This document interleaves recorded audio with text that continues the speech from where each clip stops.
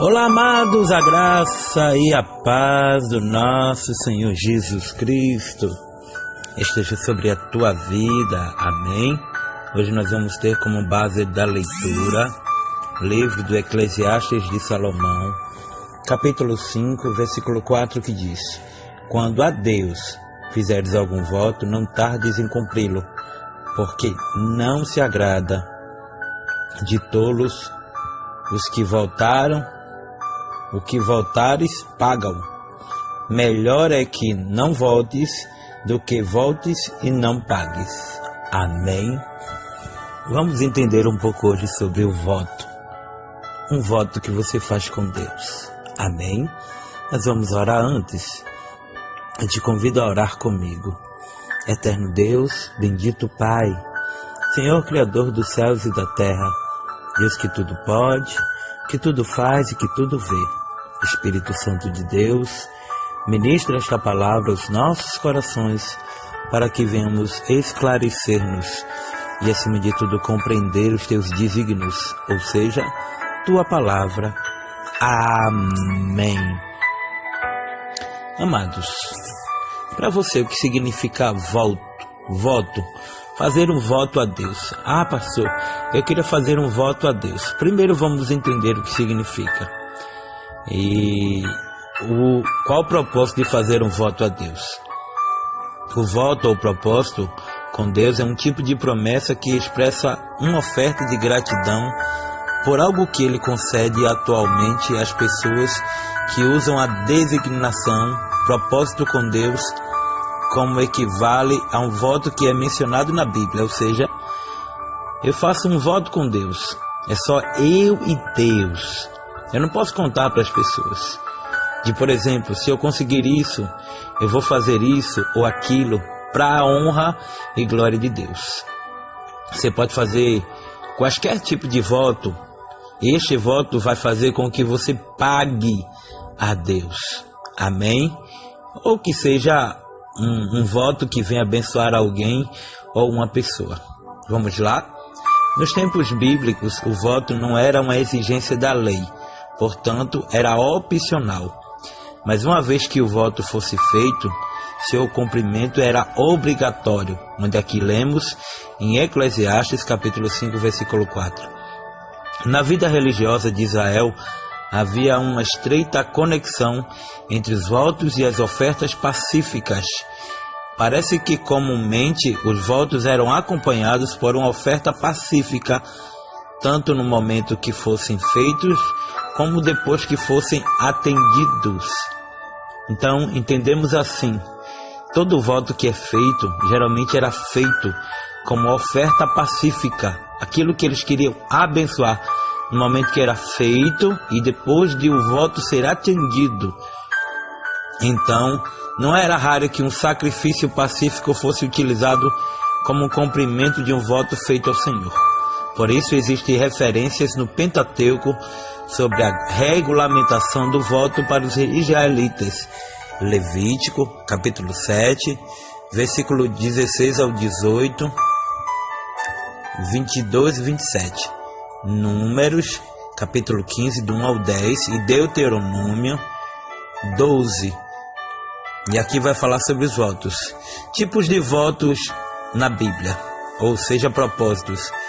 Considerando todas as referências bíblicas acerca dos votos ou propósitos com Deus, é possível perceber pelo menos que alguns tipos básicos de voto. Haviam votos em que a pessoa se comprometia em realizar alguma coisa, normalmente como uma ação de retribuição ao favor de Deus.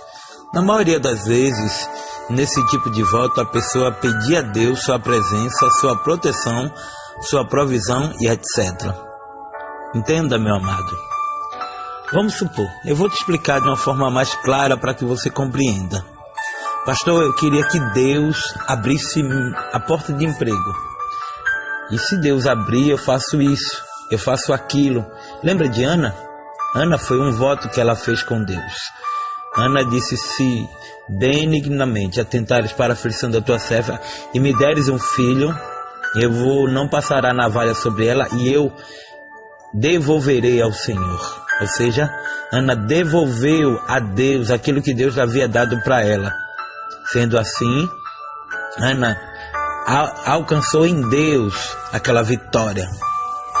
Mas em alguns casos, esse mesmo tipo de voto também podia assumir um aspecto de barganha naqueles tempos.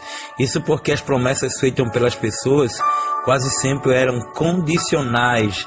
Gênesis 28, do versículo 20 ao 22. Havia também os votos ou propósitos de abstinência. Ao invés de a pessoa prometer fazer determinada coisa, que ela prometia abster-se de algo. Números 21, do 1 ao 3 e 1 Samuel 14, 24. Outro tipo de voto era aquele que simplesmente expressava o zelo abnegado à devoção a Deus. Bom, e assim eu me lembro de alguns votos que foram feitos na Bíblia, de Jefté, lá no capítulo 11, quando Jefté disse, ou melhor, quando Jefté ia à guerra contra os glória a Deus, os amonitas. O que é que eu acho interessante aqui? É que todo voto, ele precisa ser pago. Tal como Salomão expressa nesta carta que ele assim escreveu. Por quê? Tem muita gente que disse: Deus, se o Senhor abrir a minha porta, eu vou dar um culto de ação e graça, e nunca deu. E o culpado não é Deus, porque Deus tem abençoado sua vida. O culpado não é outras pessoas, mas na verdade o culpado somos nós. Sim, porque muitas vezes a gente não temos cumprido com a palavra que nós prometemos. Ah, Deus, se o Senhor curar meu filho, eu dou isso para a casa do Senhor. Se o Senhor fizer isso, eu faço aquilo. Mas Deus faz a parte dele, e nós? E nós? Tem tanta gente que prometeu a Deus um culto de ação e graça, e hoje o Senhor, por esta palavra, por essa mensagem, está nos fazendo trazer à tona. Sabe, meus amados, a gente precisa rever aquilo que a gente prometeu a Deus. Lembra da carta, aquela carta para Deus, onde a qual você escreveu ali tanta coisa? Certamente alguém deve ter escrito: Deus, eu quero no ano que vem, ou neste ano ainda, me preparar para dar um culto de ação e graça, e Deus hoje está falando com você. Então, o que Salomão está escrevendo, ele está dando vários conselhos práticos, dizendo: olha, se você fez um voto a Deus, cumpra-o. Melhor é você não fazer um voto e pagar, do que você fazer e não pagar. Então, tudo leva em consideração a tua sinceridade para com Deus. Eu não estou aqui para julgar-te. Eu não estou aqui para querer, acima de tudo, te colocar na parede, não. Mas apenas para te lembrar, para te orientar à luz da Sagrada Escritura. Eu poderia falar de muitas coisas, mas eu me lembro de Ana, eu me lembro de tanta gente na Bíblia, sabe? Eu me lembro de Jefté, que fizeram um voto. Eu me lembro de Jacó. Eu me lembro de tantas pessoas. Mas acima de tudo, o que é que você prometeu a Deus? Será que foi um culto de ação e graça? Será que foi algo para a casa do Senhor? Será que foi aquilo que você, acima de tudo, tanto pedia a Deus e Deus fez, e você nem, meu amado, não mude. Não mude a partir do momento em que a bênção de Deus vier à tua vida. Se faz necessário que a gente precise entender o que Deus quer de nós, o que a gente, na verdade, não tem feito para Deus.